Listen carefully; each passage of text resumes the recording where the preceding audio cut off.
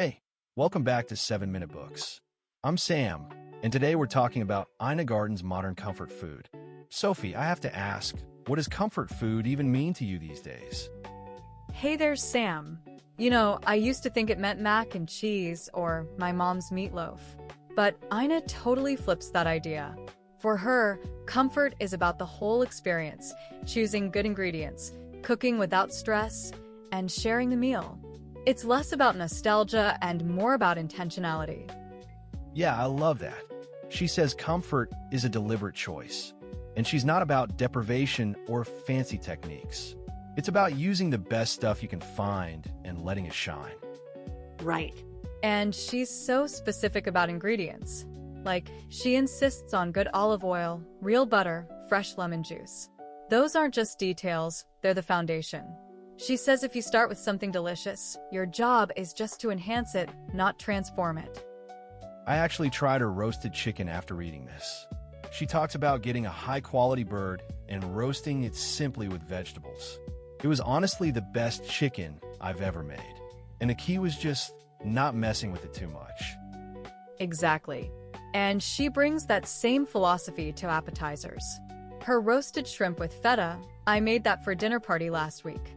You toss shrimp with olive oil, garlic, oregano, a splash of ouzo, then bake it with feta and cherry tomatoes. It's so easy, but tastes like a trip to Greece. Oh, that sounds incredible. And she has that baked brie with fig jam and pistachios, right? That's another one that looks fancy, but takes like 10 minutes of active work. Exactly. She's all about relaxed hospitality. The appetizers set the tone that the meal will be delicious, but effortless. And then for mains, she takes classics like pot roast and refines them without losing the soul. The pot roast recipe is genius.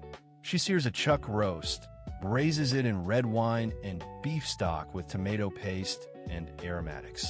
But then she adds fresh rosemary and orange zest. That brightness cuts through the richness. It's not the heavy pot roast of your grandma's era. It's lighter and more sophisticated. And her chicken pot pie uses puff pastry instead of traditional pie dough. It's flaky, buttery, and the filling is creamy with leeks and herbs. Pure nostalgia, but with a modern texture. Honestly, the section that surprised me most was vegetables. She treats them as the star, not a side note. Her roasted butternut squash with brown butter and sage. I made that for Thanksgiving, and it was the first dish to disappear. She's not into hiding vegetables. She celebrates them. Green beans with Dijon vinaigrette and toasted almonds. That's a far cry from sad steamed beans. And she uses fresh herbs as a core ingredient, not just garnish. Okay, but let's talk desserts. Her one-bowl chocolate cake is ridiculous. Cocoa powder, buttermilk, hot coffee. It's moist and intensely chocolatey. And the frosting is fudgy and glossy. It's the kind of cake that feels both basic and extraordinary. She also has a berry crumble that uses a mix of fresh and frozen berries for that deep, jammy flavor. And she pairs simple ice cream with warm fruit compote or even balsamic vinegar. It's about pure pleasure, not pastry degrees. Beyond recipes, she emphasizes mise en place, having everything prepped before you start cooking. She says that's the single best way to reduce stress in the kitchen. And she encourages you to trust your instincts, taste as you go, adjust, make it your own. That sense of permission is so freeing. Her recipes are guidelines, not rigid rules. If you want more garlic, add it. If you don't have a certain herb, use what you have. The goal is joy, not perfection. And she talks about the psychology of comfort. Sometimes the most comforting meal is just a platter of good cheese, a baguette, olives, and a glass of wine. Or a pantry meal, pasta with garlic, olive oil, and red pepper flakes. Exactly. Resourcefulness is deeply comforting. Knowing you can pull together a great meal from what you have on hand, even when you're tired. And she emphasizes presentation too, serving on a beautiful platter, adding a garnish. It shows respect for the food and the people you're feeding. I think the takeaway for me is that comfort isn't about escaping the world. It's about engaging with it meaningfully, one meal at a time.